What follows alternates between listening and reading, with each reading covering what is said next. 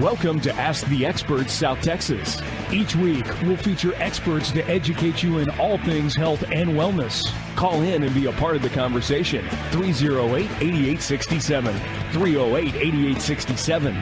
308-8867. And now the hosts of Ask the Experts South Texas, Dr. Nicole Davis and Dr. Don Bledsoe. Good morning. You're listening to Ask the Experts of South Texas. I'm Dr. Davis and I'm Dr. Bledsoe. Thank you for joining us this morning. Well, we've had a very busy week, but if you haven't noticed, this month is Breast Cancer Awareness Month, right? It is. It's been everywhere. Football teams, on the TV, on the radio, walks, and all sorts of stuff. And so every year, 200,000 people are diagnosed with breast cancer and 40,000 pass away. Those are pretty high numbers. It's very high. When you put it into perspective, most everyone knows somebody or has a loved one that's had breast cancer. And it was interesting. I was reading some different blogs online about it and the different perspectives that people have said they've had. And one of them that kind of stood out to me was by Shannon Daugherty. She's an actress. Yeah. Didn't she have breast cancer? She did. And it was very interesting, her like journey through it. And she quoted saying, when she posted an image where she was losing her hair after going through chemo, and she said, "This image is so personal to me." She wrote it when she was 46. "I started chemo, was using a cold cap and hoped to not lose my hair. End result was clumps in my hands." And as she was, going through this journey, she said, "I was sick, felt like I was losing myself, gained people, lost people, got weak and got strong, felt ugly, and yet more beautiful inside than I ever have felt before," she wrote. So, there's a lot of support in the community for people that are going through this. Certainly there's doctors that can help remedy, but there's also counselors that can really help people through it too. But it is a journey. And she said in her testimony, she said, at different times I felt different things. At one point I would feel like I was mourning the loss of my life. Another time I'd feel jubilation for being alive.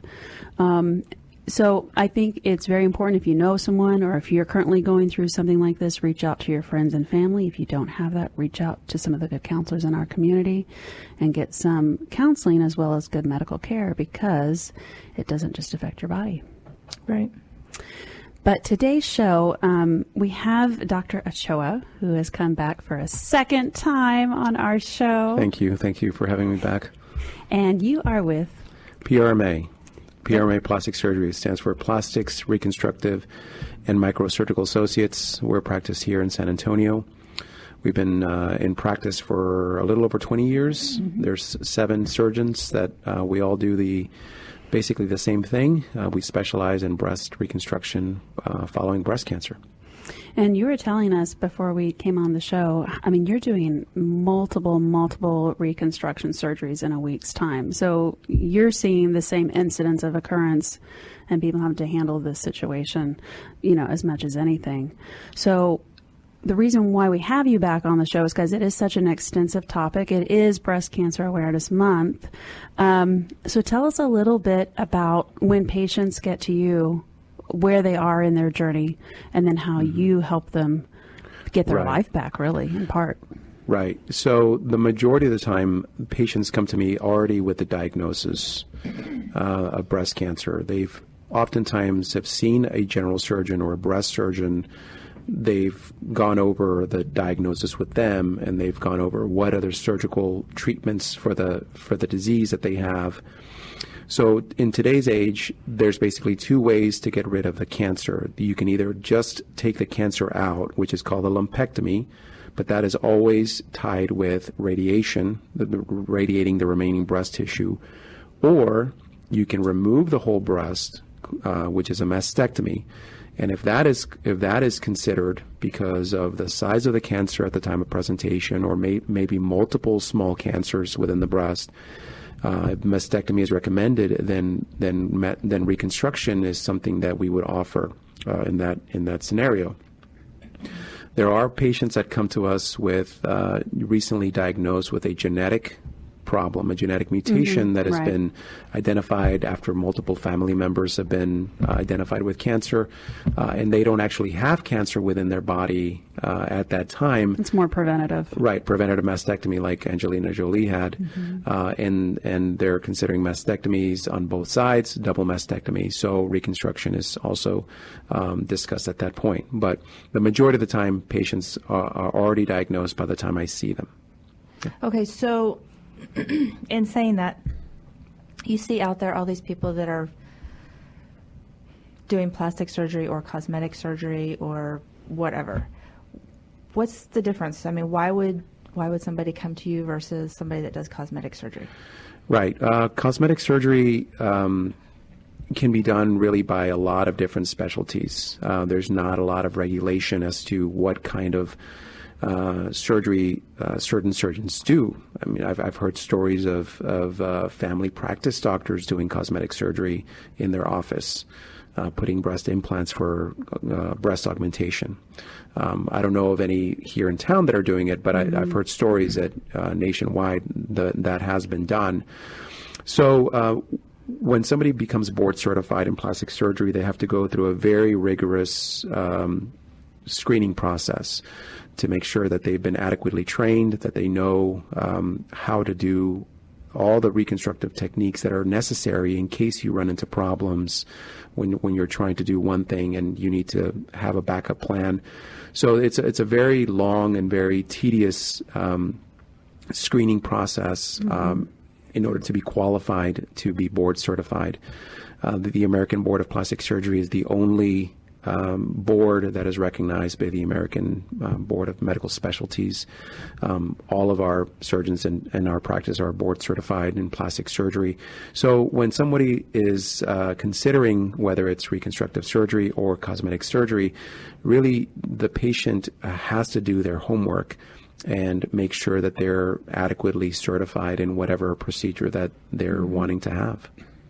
So you have extra years Right. of training. So I have I'm board certified also in general surgery. So I completed a full general surgery residency, which is usually 5 years. Mine was 7 years because I did 2 years of research, and I got a master's also in clinical investigation during that time. So so mine was 7 years.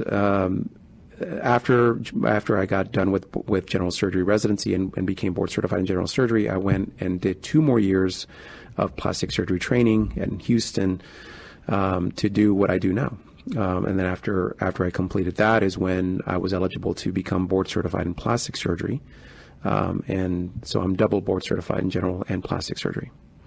Wow. It's a lot. Well, but that goes to the expertise and what you do. Because I would think having to connect, the vascular flow would be very difficult if you don't have experience in that. Right.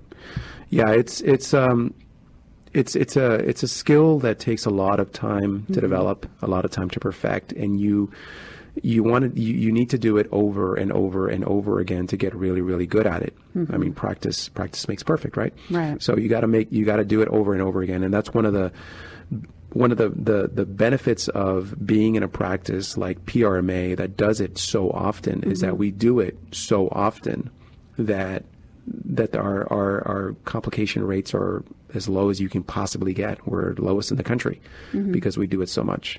Yeah, I read that you guys are one of the top guys in the country.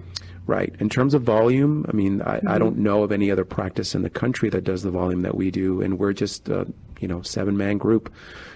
We have an excellent supporting staff, our billers, our nurses, our administrators. They're all fantastic and allow us to have the throughput that we do. So we've assembled a fantastic team, and the whole team really is essentially designed for the breast cancer patient. It's not as if that breast cancer is one of the things that we do on the side. It's our whole practice is designed for breast cancer. So as you were saying earlier about having support groups and things of that nature for sort of the emotional side of the treatment of breast cancer, we support all that. We have support groups that are primarily people that have had breast cancer and had reconstruction and been our patients that are now forming that group, that support group. That is wonderful. Yeah. Yeah, that's good. Well, if you're just joining our show, we are talking to Dr. Ochoa with PRMA. You can go to prma-enhance.com. So I have a question. There's something called immediate iconoplastic reconstruction. Oncoplastic. You almost got it. Almost. Oncoplastic So you're sounding like me today. I know. I'm normally the one doing that. Right. So oncoplastic reconstruction. So it's a onco is oncology from cancer. Plastic is plastic surgery. Mm-hmm. So what it is, it's the idea that at the time of lumpectomy, a plastic surgeon, who's normally not involved in a patient's care at that point, does become involved, where the cavity that is created by the lumpectomy is obliterated by movement of tissue within the breast to get rid of that cavity that is created with the lumpectomy. The patient would still need radiation, but because of the cavity being obliterated by shifting of tissue, there's less scarring that occurs, and the cosmetic effect of radiation is minimized. So that's something that is over probably the last 5 or maybe even 10 years has been really promoted by the American College of Surgeons, the American College of Breast Surgeons, plastic surgeons, in a way to try to decrease or mitigate a lot of the problems that are associated with lumpectomy and radiation. Roughly around 1 in 3 women that have lumpectomy and radiation, if you ask them, are they satisfied with the way they look after the lumpectomy and radiation, a third of them say no. A third of them want something else done, something fixed. There's an indentation, the breast is smaller. There's something that occurred secondary to the radiation that needs to be fixed. So and you can do it after? You can still do it after. If oncoplastic surgery wasn't done at the time of lumpectomy, partial breast reconstruction or lumpectomy reconstruction can be done. It's a little bit harder, and there's different techniques, but yes, it still can be done. Okay, so if that tissue is damaged, for vascular flow and sensory integrity, how does that come back? Is it just... do the nerves regrow, or do you have to with introduce... oncoplastic surgery? The nerve supply to the lumpectomy cavity doesn't cause a tremendous detrimental problem. The blood flow to the tissue that is shifted into that cavity, that is where the expertise of a plastic surgeon comes in. Okay. You can't just willy-nilly make all these incisions within the breast tissue and expect for that tissue to live. You have to do it in a very... so wait a minute, the tissue can actually die, like necrosis? Yes. Okay. The remaining breast tissue, if you make incisions within the breast tissue itself that is not in an anatomic location where it would still continue to get blood flow based on the vascular inflow of the breast tissue, that tissue can die. It can become very firm. It can develop into a big scar. Basically, it will offset the benefit that you're trying to produce with that procedure. Which is why you want to go to a board-certified plastic surgeon. And someone who specializes in this kind of surgery. And you were at MD Anderson for 2 years, right? Right. Specializing in this for training after you went through. After I went through general surgery residency. Yep. We're going to take a quick break. We'll be right back. You're listening to Ask the Experts of South Texas. So won't you listen to what the man said? He said, Do your loved ones say you're not listening? Do they tell you the TV's too loud? Or do you have ringing in your ears or feel dizzy without explanation? Call Associates of Audiology. They are the experts at diagnosing and treating hearing loss and balance disorders for all ages. Call 210-334-0245 or see them at associatesofaudiology.com for a better quality of life. Don't let your ears keep you from hearing.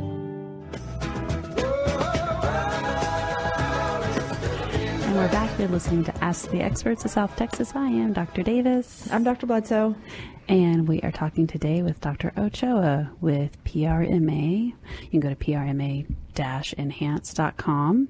And so, flowing into what we were previously talking about with lumpectomies and reconstruction, when you do repair with a DIEP, tell us what DIEP is.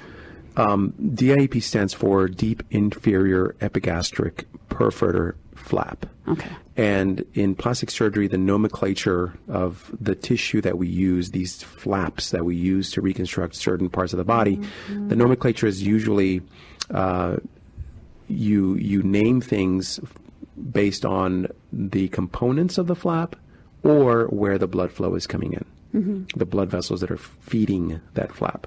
So in this particular case, that name comes from the blood vessels that originate in the pelvis, called the deep inferior epigastric vessels.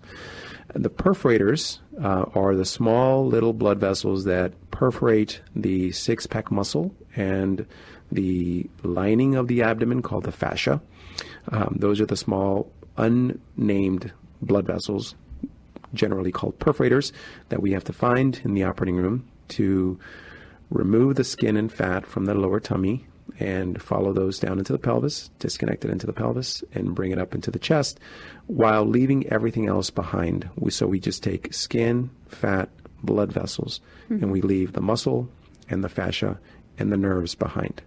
So we don't take anything that we don't need when we do our reconstruction. So there's limited problems in the abdomen once we take that tissue.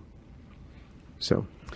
Okay, so you are resecting that skin, fat, blood vessels. And then the nerves regrow into that tissue? Well, one of the things that we do here at PRMA, and it's pretty unique, not many people in the country do it, is when we're doing the dissection of the blood vessels, sometimes we see small sensory nerves that are traveling with those perforators into that skin and fat. So the sensation that you normally have in your lower tummy, that's the sensory nerves that are associated with that. Those are the ones that are coming in through those small blood vessels. So those are the ones that we find in surgery. We find those sensory nerves. We trace them back as long as we can. We divide them. Then once we bring the tissue, blood vessels, skin, fat, up to the chest, we get those small sensory nerves that are still attached to the flap. We find sensory nerves that are in the chest that are normally providing sensation to the breast, which is no longer there because they had a mastectomy. So those cut ends of those nerves are just sitting in the breeze, doing nothing, and they're not going to... How do you reconnect those nerves? We have to do it with a microscope. Like glue. I'm like, oh, get your super glue out. You know, how do you sew do them? We sew them together. Do you really? We sew them together, But right? they're so tiny. That's what microsurgery is all about. I need the smallest needle you have. Yeah. Stat. Yep. That'd be hard. Yeah. Oh my goodness. So how many nerves are you? We're usually back on? we're usually finding one or two nerves. We're usually reconnecting one nerve, and that's the majority of the time sufficient to regain some sensation to the reconstructed breast.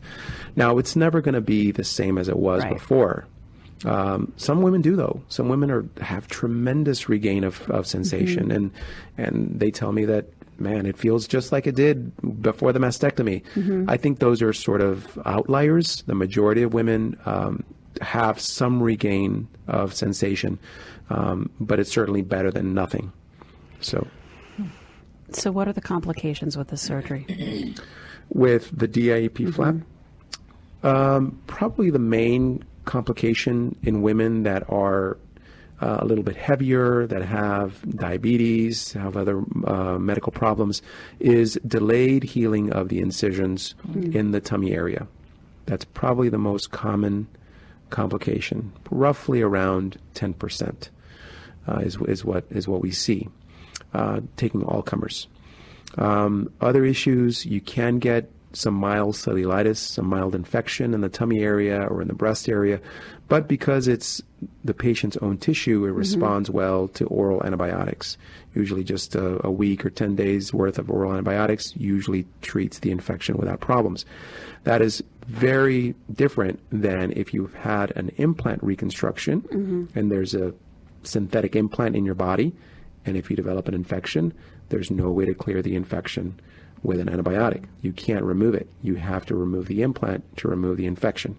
So even though the incidence of infection with implant reconstruction or tissue reconstruction is roughly the same, which is around 10 to 15%, the consequences of those infections are completely different. Because with an implant, you need another surgery, you need to get the implant out. With tissue, you take antibiotics and the implant and the infection goes away. So the preferred mode of reconstruction Is tissue. is tissue, your own Yeah. tissue. And it has to be your own tissue. It has to be your own. It can't be someone No. else's. I get a lot of spouses that say, well, I'll you know, donate if my fat. yeah, exactly. I'll take the hit. Yeah. So that's a very common joke, a very common question that I Oh. hear. Right now, we still haven't figured out the whole immunology behind transplantation of tissue when it comes to breast reconstruction. Certainly for kidney, pancreas, liver, they've figured out well enough that that it's doable. But right now for breast, it's not. So if you're a skinny mini, there's Right. not a lot of fat Right. to use. Then you're looking at a probably, different alternative. Yeah, you can't use patients on tissue like we mentioned Angelina Jolie earlier. She's very thin. skin and bones, and there's no way that the volume that she would require would come from her own body. So she had implant-based reconstruction. When someone has a complete mastectomy and radiation and chemo, how long do you wait before going back in? Rule of thumb is around 3 months from the end of radiation. So women who are in that category, the ones that need radiation, mastectomy, chemotherapy, the sequence is usually mastectomy, chemotherapy, which usually anywhere between 4 to 6 rounds of chemotherapy, which would be anywhere between 4 months to 5 months, maybe even 6 months. After that, radiation is done. That's usually about 5 to 6 weeks. And then at the end of radiation, 3 months after that is when reconstruction can be safely done.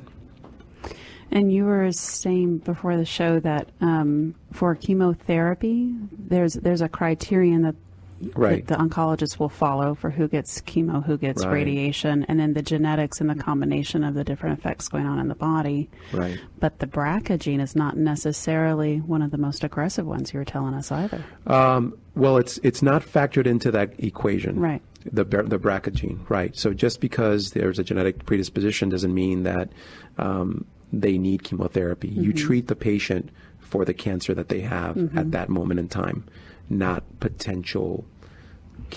not a potential cancer that they may have in the future. So the people that are getting complete mastectomies when they have the BRCA gene, they're not getting radiation or chemo. They're just Right. getting the removal in the hopes of removing any incidents that might occur. Right. That risk reduction surgery is what it is. And I'd say there's a 80% chance or close to 90% chance of women who have the BRCA1 gene mutation for them to develop cancer, breast cancer in their lifetime.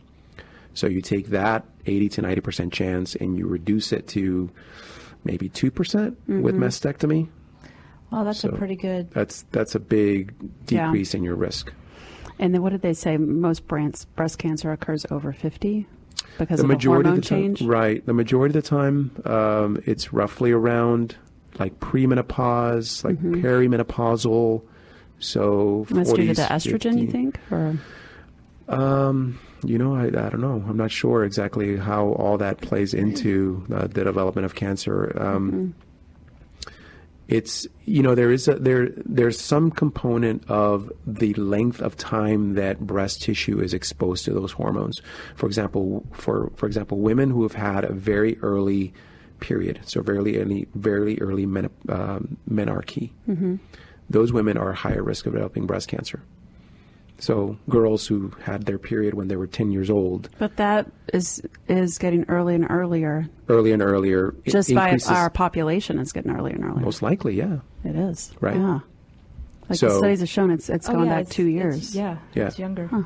So I think there's an issue with basically length of time that breast tissue is exposed to those hormones.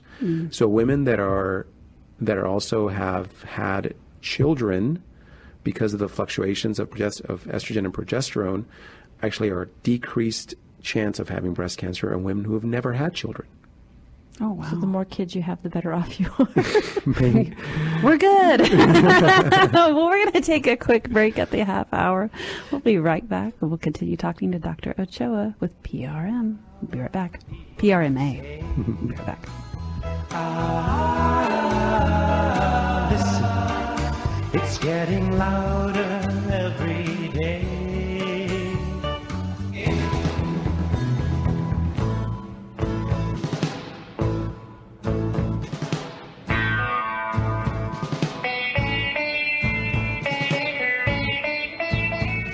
And the slow parade of fears without crying. Now I want to understand.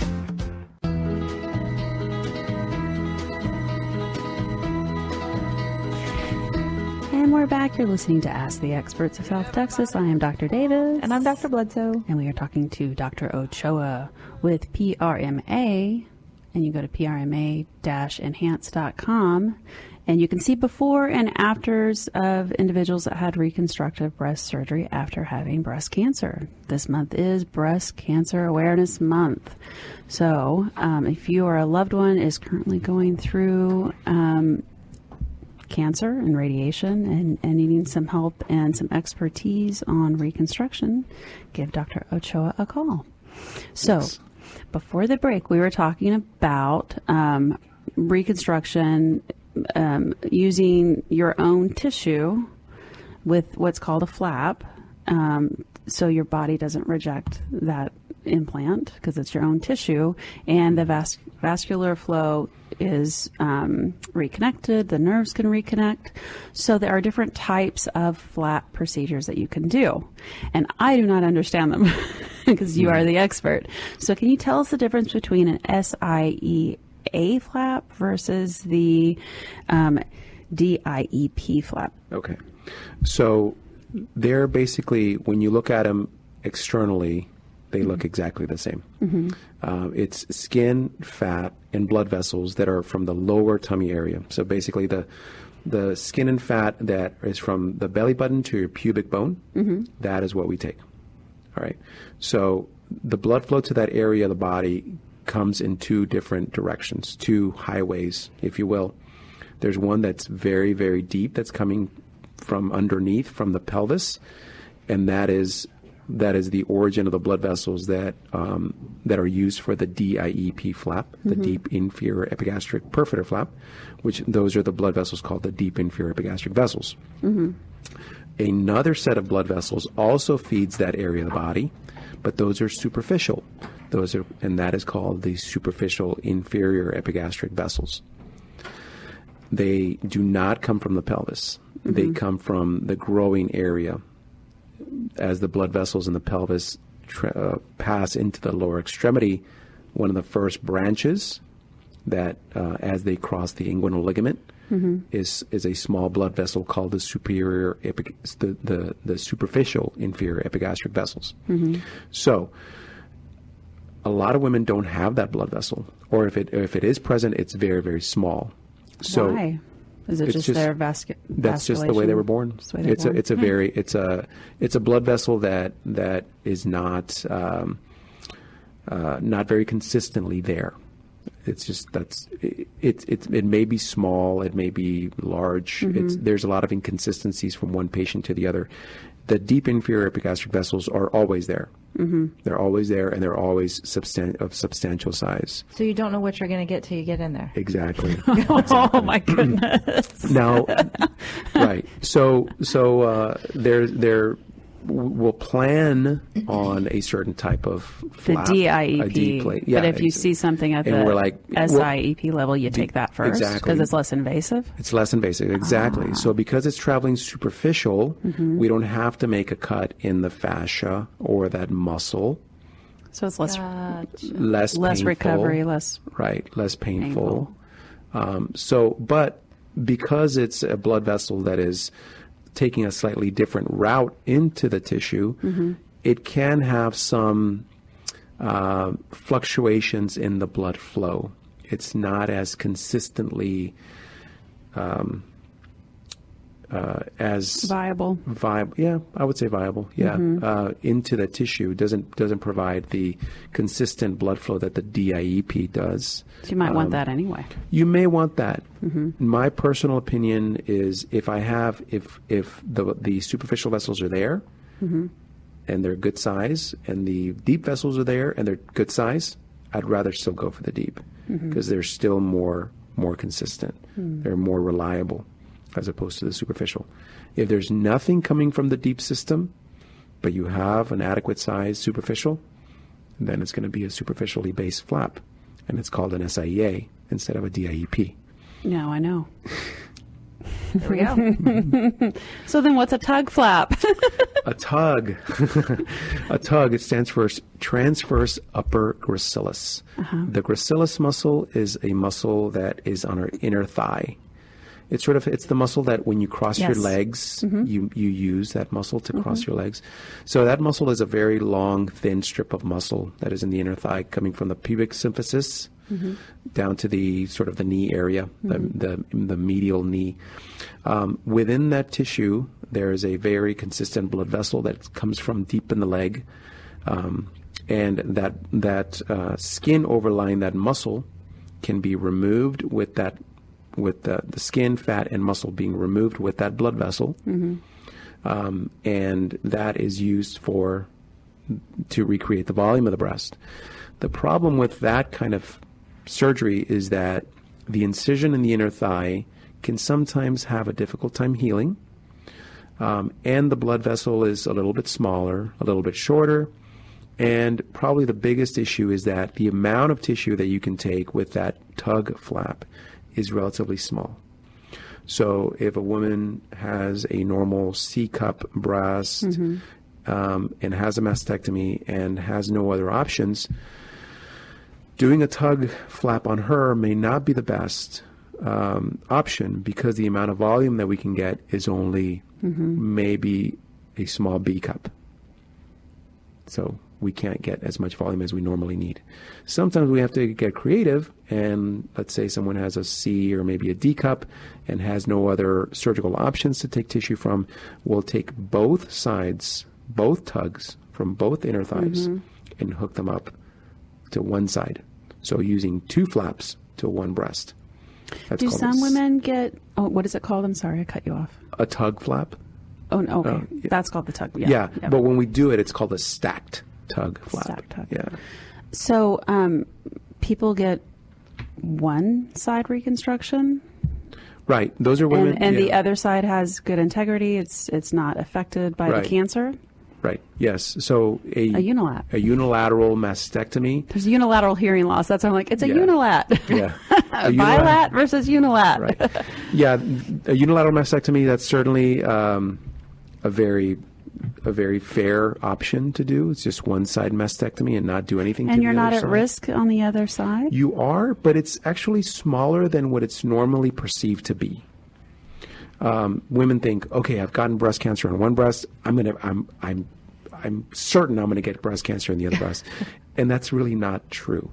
Oh, wow. They can, especially if they've had family history. There's certain factors that you have to consider when you're considering a prophylactic mastectomy or a double mastectomy on the other side. The age of the patient, the receptor status of the cancer, family history, anxiety is something to consider. If a woman, they're going to be worrying. Right, if a woman is on pins and needles every time that time of year around, where they get their normal mammogram, and they've had abnormalities in the past, and they've been missed, and eventually, turned out to be cancer, and they're like, you know what, I'm not going to be able to sleep if I don't do anything to the other side. That would be me. Then okay. Well, see, then this begs the question. So you're reconstructing the one side to match the other side. Right. That's really difficult to do as well, I would think. And, when a unilateral mastectomy is done, yes, it is. So it's sometimes difficult. aesthetically, you may want to do may want to do the other side, but from a surgical standpoint, you can still get good symmetry if you use your own tissue to reconstruct the breast. It's soft. It looks very, very similar. And you also have the ability to do something to the other side to try to match it. It's also covered by insurance. It's called a symmetry procedure. You can do something to the other side. You can lift the other side, reduce it, do whatever you need to do to the other side to make it look as good as the side that you reconstructed. Well, that opens up the other question. Inducing surgery into healthy tissue, does that, how do I want to say it, create scar tissue, which creates problems long term? Yeah. Yeah, it can. Yeah. Now, one thing that I do want to point out is that there is not a lot of data to show that there is any benefit from a strictly mortality standpoint if you do a prophylactic mastectomy in certain women. Certain women do benefit statistically, but a lot of women do not benefit, statistically speaking, if they get their other breast removed. If they're over the age of 50, if they have an estrogen receptor positive cancer, if there's no genetic mutation associated with their breast cancer, it's more of a personal preference, more of a quality of life thing, which is important. A quality of life decision, right, to make. So you really have to be an artist too. Yeah. I would think so. Well, yeah. You know, you have to think of things in a three-dimensional way. You do. And I tell my patients that 99% of the success of the surgery from an aesthetic standpoint is done before we even go in the operating room. The planning. It's the planning. It's taking a look at the patient, seeing what their goals are, looking at photos preoperatively, and thinking, okay, how am I going to reconstruct the breast? How am I going to do it? Where? And doing certain maneuvers, already having all that plan in place before you get into the operating room. So when you do it, it's done, and you get good outcomes. So I'm going to throw another scenario out. Okay, so say someone has mastectomy, they get reconstruction, and it comes back. Do you see that? Yes. It's probably around 2 to 3% of the time. So then are you getting radiation and chemo again, but there's no tissue to take out? Well, where does that I guess the main question is, where does that cancer come from? Where it's not coming from the tummy tissue. If we use your tummy as the reconstruction, your tummy tissue is not going to get breast cancer. Right. There's no breast tissue in your tummy. Right. So it's residual breast cells that were left behind from the mastectomy. Now, oh man, does mastectomy remove 100% of breast cells? No, it removes 98% or 99%. So that 1%. So even then, you're there, not in the clear. Not 100%. There's nothing 100% certain about anything we do. Right. So the mastectomy, whether it's preventative, strictly preventative because of genetic problems, or mastectomy because there's been cancer in the past, you have to be aware that what you're doing is in a way to minimize, to the best of our abilities, minimize the incidence of recurrence to the best of our abilities. But that doesn't guarantee 100%. Do you sample the remaining cells to see what type of cells are left, or you just close up and say, God bless, we hope this is all of it? We check the margin of the mastectomy specimen to make sure that all the cancer is removed. Yeah, we do that. And then, okay, another question. I have so many questions. So if it spreads to the lymph nodes, how do you test the lymph nodes? So at the time of mastectomy or lumpectomy, what is done is a radioactive tracer is injected into the breast before the procedure, and that radioactive tracer collects into the lymph nodes. So the theory is that the lymph nodes that collect that radioactive tracer, it's a very small level of radioactivity. Like, I don't want your listeners to freak out that you're getting something radioactive. It's a very small amount of radioactivity. We can detect that intraoperatively with a special machine. So those lymph nodes that have that radioactivity, we remove those. Those are called the sentinel lymph nodes. Those are the ones that are the first to see anything coming from the breast, and we check those for cancer. If those come back negative, then you're good. You're good. The other lymph nodes, I should say, the other lymph nodes downstream, if that lymph node didn't get any cancer, the lymph nodes downstream did not get cancer either, did not have cancer spread to them. Because that's the first one, that's the sentinel one, the one that's going to be capturing anything first. So if that comes back positive, though, then there's a good chance that there still may be further lymph nodes downstream that are also involved with cancer. So standard of care is if a lymph node is positive, you need to do a lymph node dissection, which means to remove the remaining lymph nodes downstream.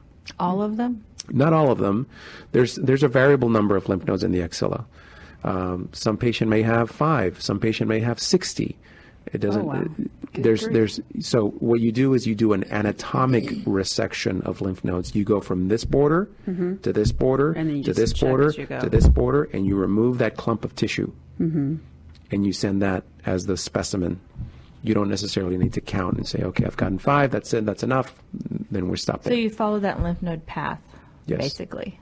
Essentially, yes. If you're just joining Using our show, using anatomic borders. Sorry. Yeah. no, you're fine. If you're just joining our show, we are talking to Dr. Ochoa with PRMA. You can go to PRMA-enhance.com, and they've got some good before and after pictures of breast reconstruction that they've done. They're one of the top facilities in the U.S. that specialize in this. So go see them. So then what is a lymph node transfer? That's a great question. That is one of the new things that we're doing. It's sort of the frontier of microsurgery. So a lot of women who have had their lymph nodes removed and have gotten radiation because of spread of lymph nodes, or spread of cancer to the lymph nodes, develop upper extremity lymphedema, basically swelling of the arm. That is very resistant to conservative management. They can try a sleeve, they can do massage, compression therapy to try to alleviate the swelling of the arm. And that swelling is caused by a disturbance of lymph. Lymph is like, it's clear fluid that your body makes that the white blood cells in our body normally travel through these small channels called lymph vessels. And once the axillary lymph nodes are removed, there is sort of a blockage of the flow of lymph from your upper extremity into the rest of your body. So that's what basically causes a backing up of lymph into the arm, which causes a swelling of the arm. And it can be mild, and it can be very, very severe, where the function is actually impaired of the upper extremity. So lymphedema can become very, very problematic from a functional standpoint. So how do we fix that? We're coming up with different techniques on transferring lymph nodes from other parts of the body, transferring into the axillary area, and reconstructing the lymph basin of the upper So extremity. it has a means to alleviate the lymph and the Exactly. pressure. So the way that it works is still being investigated. It's a relatively new procedure. So the theory is that the lymph nodes that we are now transplanting into the axilla absorb the lymph that is pooling into that space and shunt that lymph into the venous system, which is something that we have to do when we're doing this kind of procedure, is do a second connection of blood vessels that are coming from the lymph nodes in order to drain the upper extremity of the accumulating lymph. So it's a much more tedious. It's much adding more piping and plumbing. Yes, right. How soon does that have to be done? How soon after the development of lymphedema? Yes. The sooner the better, before you get changes that are irreversible of the upper extremity. So what are the irreversible changes that happen with long-standing lymphedema that are not reversible is skin thickening. The skin becomes very thick. Fibrosis of those remaining lymph vessels in the upper extremity, where there's no flow anyway. There's no flow at all in those remaining blood vessels that have been disturbed. Just general swelling of the tissues from the lymphedema, from long-standing lymphedema. So if somebody has had lymphedema for 10 years, the chances of this lymph node transfer procedure that we're doing, the chances of it being effective is relatively small. If it's been present for a few months to a couple of years, it's possible it's going to be effective. So the earlier you can treat it, the better it is. So what about populations that you see that have autoimmune problems and they're getting breast reconstruction? Right. So Does the tissue ever reject? No, it doesn't Of reject. its own. It's right. It's the best way to do it is reconstruct like with like. You want to reconstruct everything with the most similar amount of tissue that you possibly have. So it doesn't reject it. So autoimmune diseases like lupus, rheumatoid arthritis, what happens in those diseases is there is somehow a inflammatory response. It's all coming from the immune system. The immune system has a lot of checks and balances. And if those checks and balances, if that system is not functioning correctly, the immune system starts to treat its own tissue as an invading organism. It starts to attack it. So medications that treat those kinds of illnesses somehow weaken the immune system. They decrease some of the function of the immune system, if you will. So the tissue it takes a little bit longer to heal. Because part of healing is bringing inflammatory cells into the injured tissue. So it does take longer to heal. But in our experience, women who do take autoimmune medications can still have breast reconstruction. And be successful. We probably need to hold them for a short period of time before and after surgery, but they can still have it. They can still have surgery. The outcomes are still good. Yeah. So, what is the youngest patient you've ever done a reconstruction on? Early 20s. So was that What type? Yeah, what type of reconstruction was that? It was a abdominal based DIEP flap reconstruction.